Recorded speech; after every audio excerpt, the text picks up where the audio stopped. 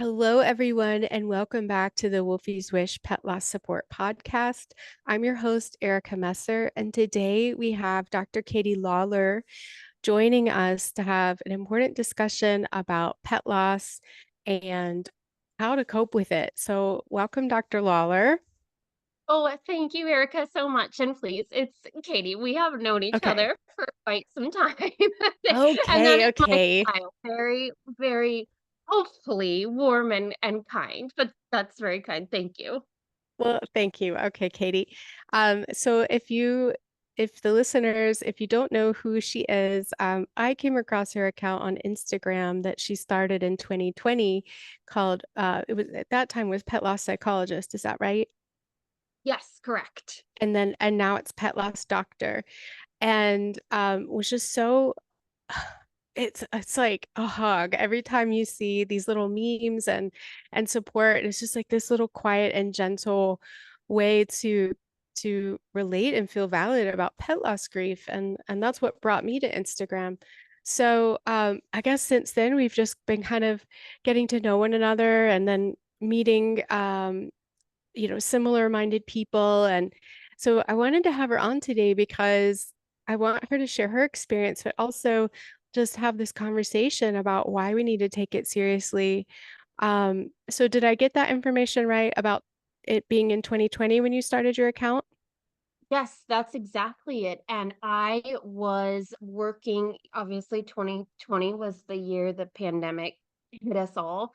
And I was working in a at the Stanford affiliated women's clinic, which is where I got my doctorate. And Palo Alto is just, I know you know it, Erica, for those listening, it's just such a buzzing, vibrant, beautiful, engaging town, and just a capital for innovation and brilliant minds. And COVID, in 1 week, I remember really just almost like it came in and turned the lights off. We were all working from home immediately. I didn't even know what Zoom was, to be honest, I or didn't how to either. download it, or yeah, or how to use it. And um my I've always been interested in grief and loss. Maybe it's because my dad was from Ireland, and it there can be a lot of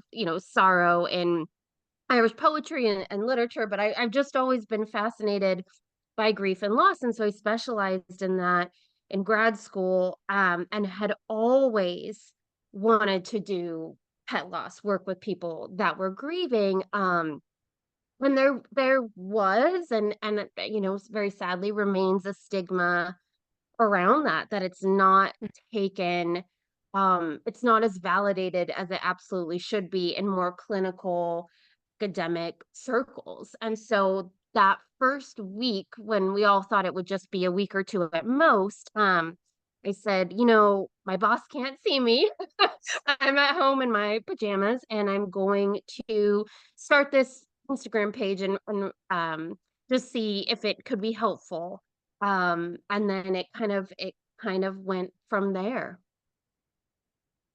So, did you have a personal experience? I know you had a rabbit, but it was that when you lost your rabbit, was that the reason that you decided to start this account, or was it just because there wasn't something like it?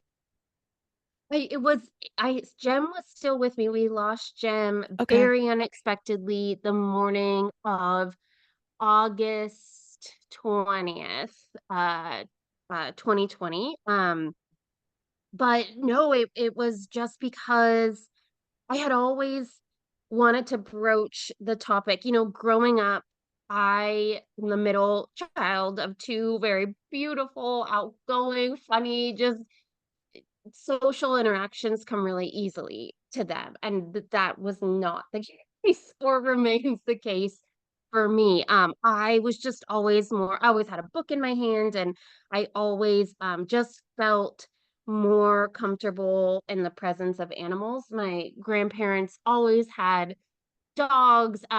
They were really those people that let you bring anything home. I mean, really, I we brought so many stray animals home, and they were just the most Oh. wonderful. And so they really fostered my love. And then again, in clinical academic circles, I wrote my dissertation on the cardiovascular benefits of canine Mm. companionship, and really had to, I don't want to say fight to do it, but it just, again, I think we're right on the cusp of this type of research.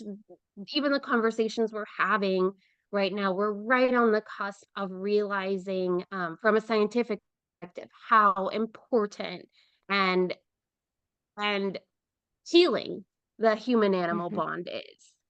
Hmm. I'm so glad you said that because I think I had read something similar about how just endorphins and I think serotonin levels are increased, when you're like petting a rabbit or cat or, Yeah. having there's so many benefits like for our mental health by having a pet, but also for our physical health, like you just mentioned. And that was the turning point for me to be able to convince my husband that we needed pets. It was like, wait, this is good for our health.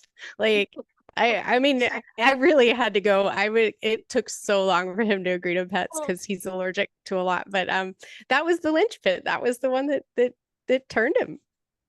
totally. No, and you're absolutely right.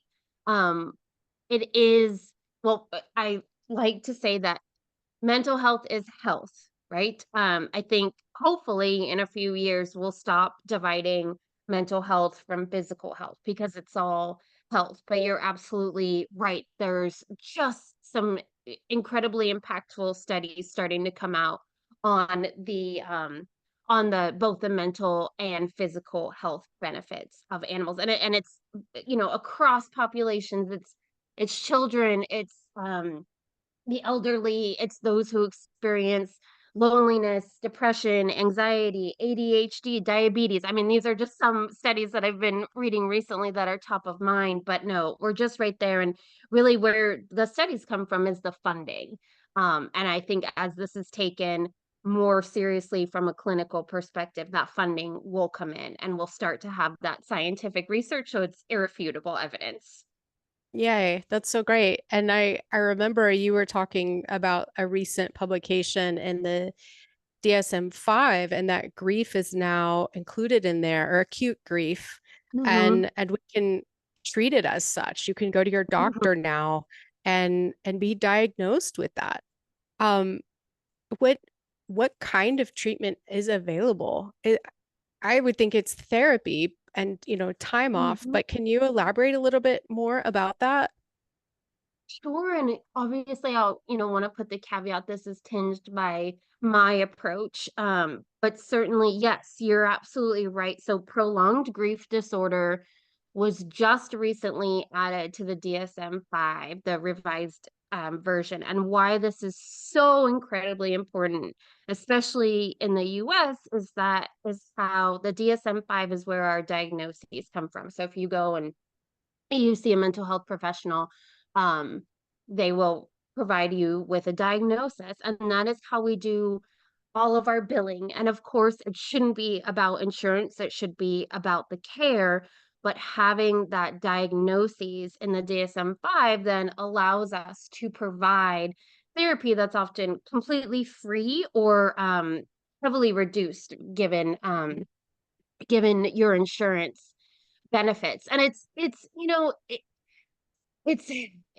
a fine line or a tricky one because grief and depression, we don't want to pathologize grief because it is completely valid, completely to be expected. And there are, especially at the beginning, grief and depression symptoms can overlap so heavily. And that's where, the role of the mental health clinician would come in and kind of parsing that out. um, but we want to be able, to provide the treatment so that you can function. I think that's kind of what it comes down to is, are you functioning in your personal and professional roles? I think that grief, it's almost, I use the analogy of scar tissue a lot. Hmm. When our animals pass, when our humans pass, of course, there's that massive void. And at the beginning, I think we feel like there's no way we can survive this. We're just going to bleed out. How can I possibly keep going through life? And eventually, in time, scar tissue grows over the wound and the heart keeps beating somehow, and we keep going. Um, but being able to provide treatment and to, to get to your question, I think I have found interpersonal therapy to be incredibly effective for those that I work with. Please tell me about your animal. Tell me what you loved about them, the memories that you had. I think when we speak about them, we keep their memory and their legacy alive. And ultimately, if they're not physically here with us, we can we can live our lives in a way that honors them. Yes, I think that that's really important to acknowledge our grief and then, find a way, like you said, to live on, to keep them in our hearts and honor them. And I I love hearing how people are able to do that and the creative things that they come up with and very private things such as, people will kind of lean in and say, I sleep with my dog's urn. I'm like, good for you. I'm so glad you're doing that. And with with therapy and the support that's out there, if someone is listening and they're thinking to themselves like, oh, I really haven't ever dealt with the loss of Fluffy. Maybe I need therapy or I'm not sure what I need. Is there like what would you say to somebody in that position? Where would you tell them to go to look? Is it a support group or is it one-on-one? And how does someone make that choice? That's an outstanding question. So, first and foremost, I might, if I to use the exact example, and I think it's beautiful and it's perfect. I would take a look at myself and see, first of all, if we're 1 month, 2 months, 3 months out, that's what I call the surreal stage. It doesn't even seem like this is possible that they're not Mm, here with us. That is to be expected, really, even at the 6 month mark. There's been a massive upheaval in our lives, and it takes that long just to refine, to find our footing again, let alone start thinking about living our values, or why we get out of bed in the morning. So it does take that long. And then really the DSM, just thinking about grief, we kind of look at that year mark. Like, our it's a year out, and that's not hard and fast. That's the vague guideline. But how are you able to kind of go to your job? Are you able to be present in the moment with your loved ones? How are you functioning? For That's the word I always come back to. okay. And if people don't feel like they're able to kind of live the life that they want in the context of the loss, that's when I might recommend. So support groups are incredible if you want to be surrounded by like-minded people who get it, who've gone through the same experience. They usually are incredibly validating, and just to have that trusted, warm space where you can share. Um, Therapy, if you might be more introverted or you use the word private before, Hmm. or if it feels more clinical and we need to maybe do some treatment protocols or start doing some things in the office, that really would, like, especially if there's trauma involved, and we need to do those manualized treatment protocols, then I might recommend therapy. But absolutely, support groups can really just make you feel surrounded by understanding and comfort.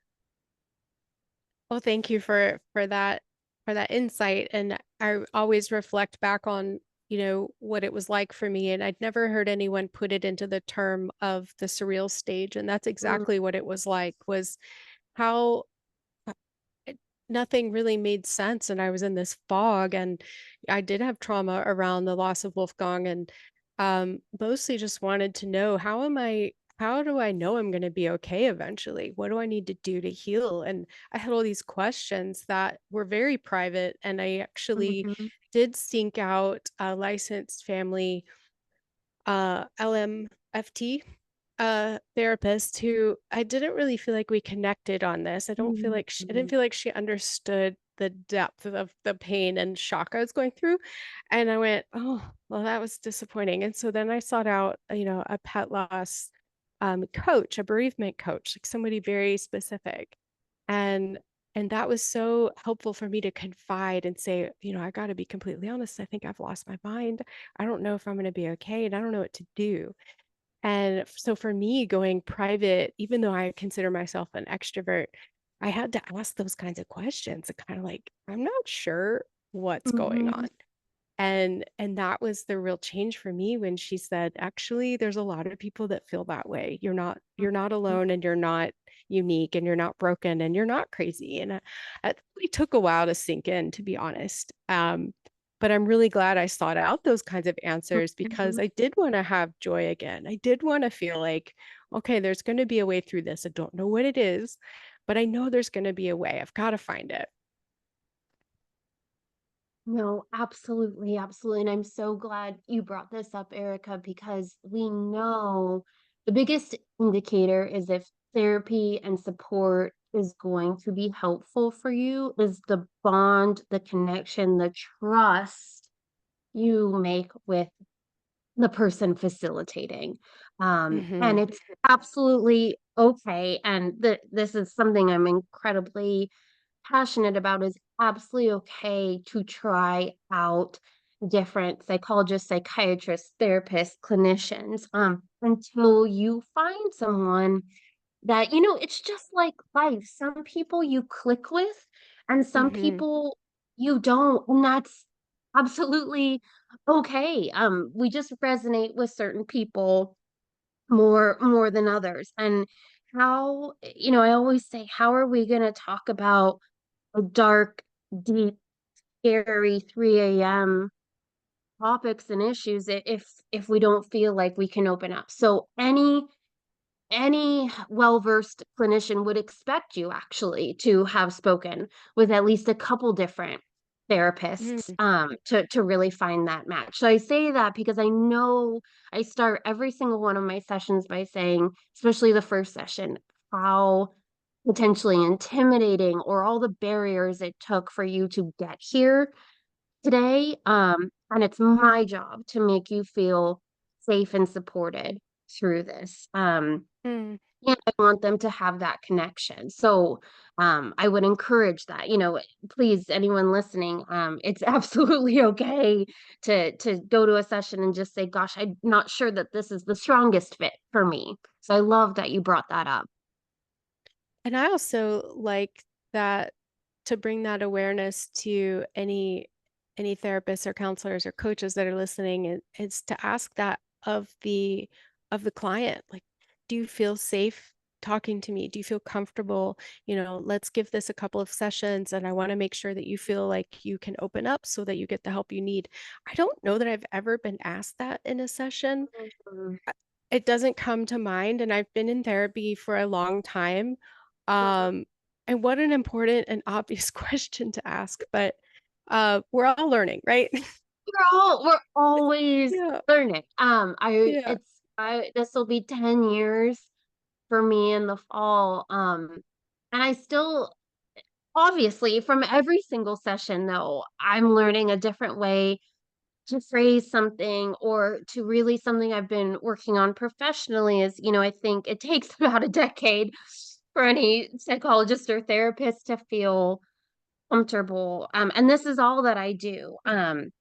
In my practice, I only work with women who either are struggling with anticipatory grief or with the loss of their animals. It's the only thing that I do. And I'm still consulting with other clinicians, weekly that I trust and just admire their style and to really hone that style. My approach, like I said at the beginning, is hopefully very warm and kind, but also effective. I don't put people on the spot. I don't kind of push too soon. I really follow your lead while also keeping us contained in the session. I'm just really grateful for the spectrum of experiences and training I had to get to this point because they were so varied. But they make the clinician into who they are. So absolutely. No, you have to you have to check. And I always check too at around the 30 mark, the 30-minute mark, and just say, how's this going for you? And I we do have the option of pausing then, and I'll split the session. Because Mm. I just we're here for the clients. That's why I get out of bed every day. So I feel like there's so many directions that I want to take this conversation, but I have to be mindful of our time, and maybe we can have a second podcast around the holidays, because I think that's a oh good. perfect time to really address anticipatory loss and how all the feelings that come up around that. But I really feel like I want to ask you about your role in as a director for Not One More Vet, and Mm. how veterinarians need assistance to, maintain their own well-being, and just shift to that area for a second. Can you tell us how you got into that role and what the goal is?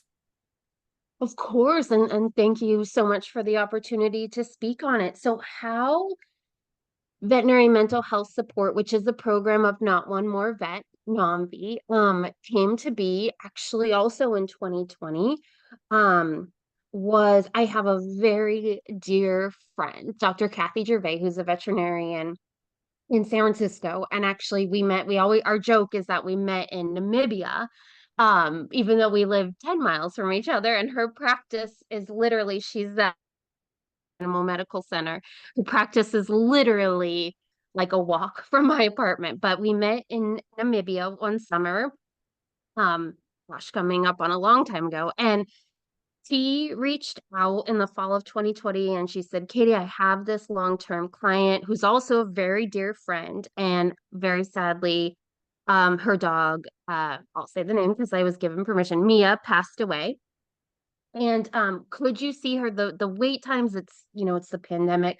Could you get her in for therapy? And I said, gosh, Kathy, she's your client, she's your dear friend, you're my dear friend. That there's a little bit of conflict of interest, always mindful of the laws of therapy in the state of California. And I said, but listen, let's jump on a Zoom, and there's no shortage of clinicians here in the Bay Area. We will absolutely get your client connected with care. And it was during that Zoom meeting, which was supposed to be, and it was about Kathy's client, Kathy, who is a incredibly respected and very much renowned veterinarian. She won the California Veterinary Medical Association Vet of the Year award a few years ago. I mean, this is a Wow. woman who devoted her life to veterinary medicine, more going on 4 decades. And she just was saying, I I tried my hardest. This is such a demanding profession. And this client was in a position to make things happen very, very quickly. And said, we've got to do something. And we started a pilot. We took uh, a lot of stats around the pilot and the participation, and wrote a brief white paper. And from there it took off. But not many people know that veterinarians have one of the highest rates, and I put out the warning that we are going to talk about suicide, of dying by suicide, and also clinical anxiety and depression. And there's a lot of research on why this is might be the case. But I'll tell you personally, what I've heard is that you go into this profession because you love and you care for animals, and you can find yourself on the front line of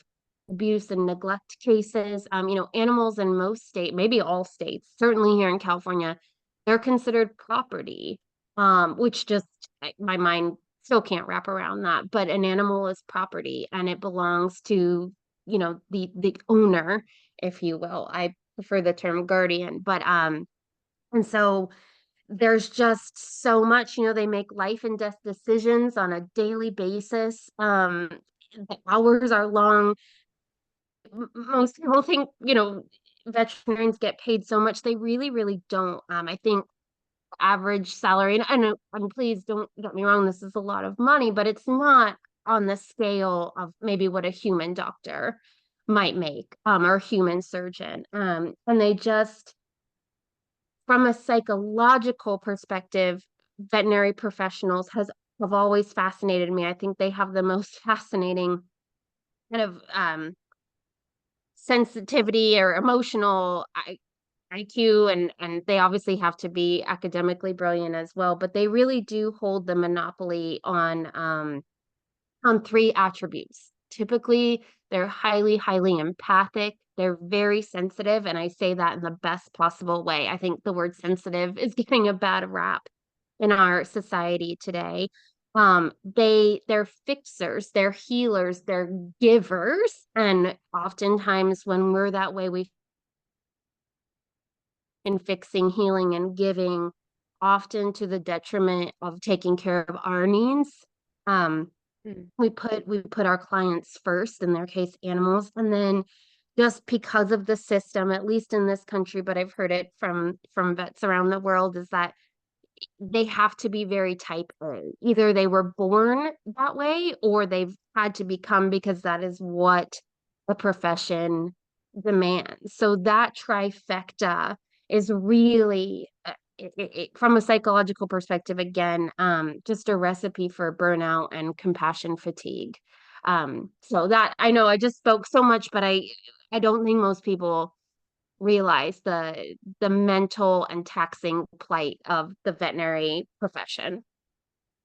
Right. I don't think so either. I definitely didn't know until I was at New York Vet in 2022, and there Mm, was a NAMV stand, and I said, "What is this?" Someone told me to come over and talk to you, and it was this eye opener. And I went, "What? Why? Why is there a high suicide rate? What's going on?"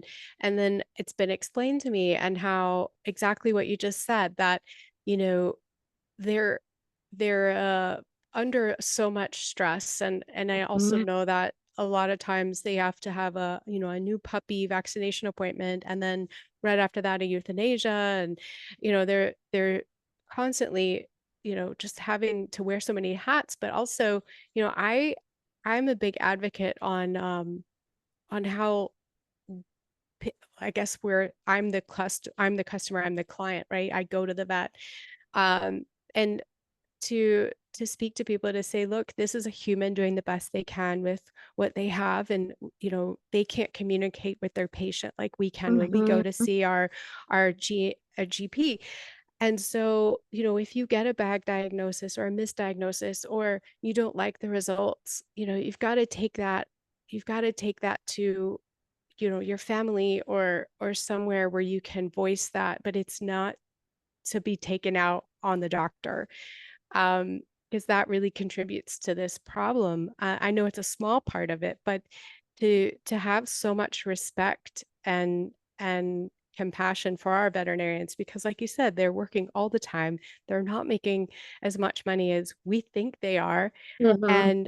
and they're doing this with so much empathy, of course. And so, like, we had to take Peachy to the vet yesterday because he's been throwing up a lot. And we were Gosh. like, "Okay, does he have, like, stomach cancer or something?" And luckily, he had, blood work done, and that looks great, and everything's fine, and, they were just like, "Eat smaller meals." But, I'm so appreciative that we can go in and have these, kind of crisis visits, like, "Is everything okay?" And I'm so appreciative of our vet when he is, compassionate, and he has the time, and he always makes an appointment for us. And um, I wanna I wanna know, is there anything you want the listeners to know, the general listeners, on how they can be more understanding of their vet, or what type of support do you think veterinarians need from their patients?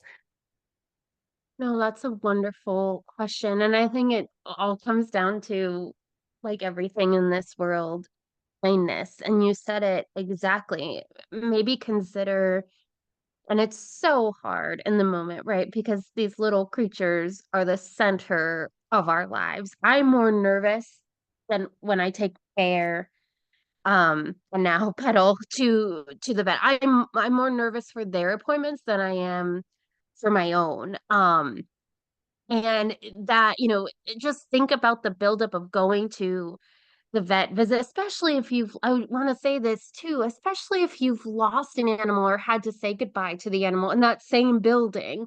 My goodness, walking through those doors again. But our emotions are so high in that, typically very tiny exam room.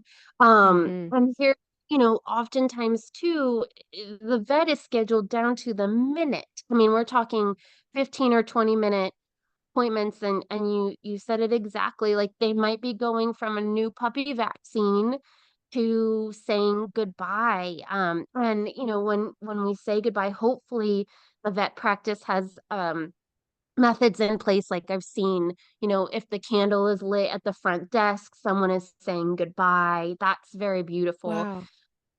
I've seen that a couple times. I really love that. Or I know my one of Bear has many vets because Bear has a vet in every city we frequent because he's my troublemaker. But I've seen, newer vet hospitals have a room that has its own private entrance and exit for animals coming in where their guardians are saying goodbye. I think that's beautiful, so they don't have to walk through, the waiting room or things like that. But no, certainly just to consider maybe your veterinarian's day, and they don't want to be giving you if it's bad news. They got into the profession to heal and to cure. And so what Nambi offers is free and confidential support groups for veterinarians and veterinary medicine professionals where they're surrounded by their peers. These are facilitated by a clinician, and then also free individual sessions of about 8 per year, and that's not hard and fast, but the number, but individual sessions with a clinician as well for veterinarians, and that's all through the generosity of private donors and corporate funding. Really love that you mentioned the candle, and my mind is already thinking, okay, I've got my vet at San Mateo. I'm going to donate a candle so that, they can use this if they want to in the front. And, I really want to see, I, I know I said patients, I meant like the humans that come in, Yeah, yeah, of do more course. gesture, make more gestures of kindness. And, I think about, I pass them on Fridays because I'm going back and forth and in the middle of moving, but I to know. like, what if you showed up and brought flowers to your vet to just say, hey, thanks for all your hard work. Thanks for taking care of, Peachy this year.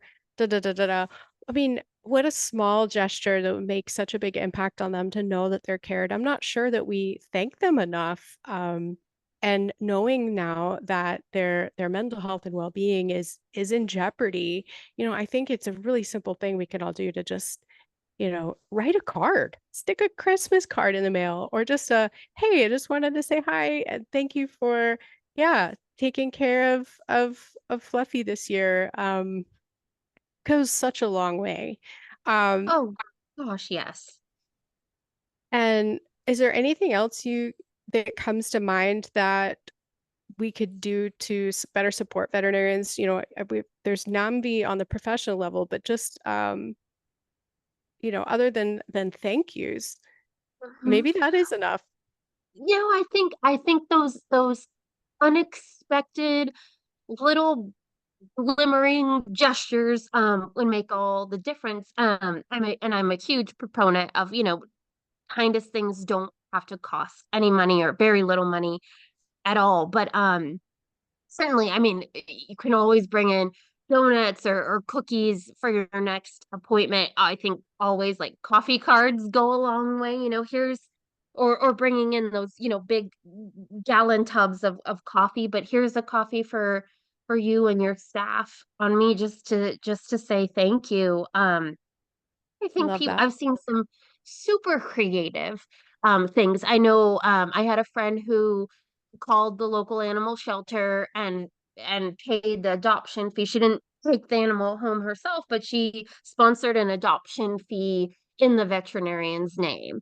Or maybe Wow. you're really into 5Ks and we're running, and you run something local in honor of your local veterinary practice. I mean, this is where creativity can come in handy because I think any kind gesture, I mean, think about what would be so meaningful to you or me, even if it's just like picture of an animal, maybe an email like I I dropped off a couple bags of dog food to my local shelter and I did it in your name. Or I donated some toys and I did it in honor of your practice just to say thank you. I mean, that would be tremendous. I love that. Yeah, and especially around the holidays too. I think that Mm-hmm. we kind of remember the mailman or mailwoman, but sometimes we don't remember our Yeah. veterinarians. And so let anyone listening, let's go ahead and tick it in your calendar to, include them when you send out your family cards with your pets on them. Um, but Katie, I also want to make sure I touch upon your journal and Oh congratulations for gosh. getting that out just in the past, was it like two months ago? Yeah. And can you tell us, is this for will veterinarians benefit using this as well, or is it strictly for, I guess, like the common person or just, general consumer? Sure. So I actually wrote it like during this first summer of the pandemic in 2020. And I was just sending it out like in a PDF to friends or to clients that had lost their animals. And I wasn't doing any formal therapy around pet loss at that time. But I just put together, when you work with me, I always share I'm nothing if not practical. The only class I failed in college was philosophy. And I had to talk my way out of that. I mean, I failed philosophy hard. So I'm nothing if not practical. So those are skills that I put in what ended up being the journal for me that I found most helpful. And the reason I wrote is that I know, again, in this country, I know you're in Germany at this moment, but in this country, oh my goodness, mental health should be free. The exorbitant cost right now of seeing a provider. So I wanted this to be a resource for those who maybe don't have the insurance coverage or can't pay out of pocket to Hmm. see a therapist. And then with regards to the vets, I do have several vets that purchase it in bulk and then give it out when one of their clients comes in to say goodbye. So yeah, I wanted something that was evidence based. That's huge for me. Evidence based from a clinical lens that you could have at home. And the questions are essentially what I would ask in a session or several Oh, sessions wow. over time. So I know yeah, I have thank one you waiting for for helping. me. Yeah, I have one waiting for me back in California, and it's so hard straddling this move because whatever I need is not with me at any given time. But Oh I my do want to tell gosh. people that this is available on Amazon, and part of the description is that it's a heartfelt tool for processing the grief, the loss of a beloved pet. And I like this sentence, intended to meet you where you are on this journey. Um, so, we could have lost a pet 10 years ago and the grief is resurfacing, or, maybe we are in that surreal stage and we can't get into or are not sure that therapy is right for us. I mean, what a great gift, and it's definitely affordable for anyone to try at home. So thank you for putting that out in the world. And before we go, is there anything else you want people to know? Again, your Instagram handle is at Pet Loss Doctor. Are you on TikTok too? I'm No, not really there. I'm I have an account, but I don't not. know if you're on there too. I'm not. I feel like I am not, well, first, I'm not very, very tech, but I am not the person anyone would connect with. on um on TikTok. No, I just started the Instagram because it was free and very user friendly. No, not on TikTok, but thanks for asking, Erica. I'm Okay, honored sure, you think sure. I might be. Um, but is there okay, and then is there anything else you want people to know? I have a million other things to bring up and talk about, but we only have so much time, and I would love to have you back already. Oh Um, gosh, thank you. and I would oh yeah, I would say to answer that, the grief, you just said it a second ago, and it's so true, whether you're in that surreal stage or it's been more than a decade, the grief doesn't end because the love doesn't end. The grief is commensurate with the love, and these are the loves of our life.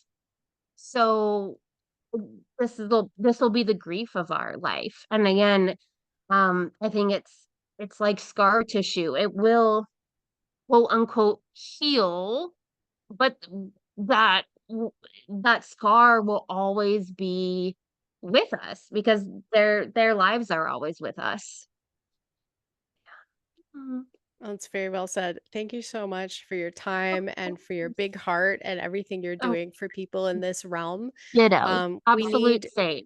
Thank you. We need more leaders like you to really put put this on the proverbial map of important topics. And I do want to tell our listeners I completely forgot that Erica Sinner and I have a pet loss bereavement leave petition, and Dr. Lawlor, okay, Katie, endorsed it, and you guys were getting a Yeah. lot of signatures, which means it's really time for change. And Mhm. if you haven't heard about it, just go to change.org. It'll be in the show notes as well, but it's the Wolfie's Wish Pet Loss Bereavement Leave petition.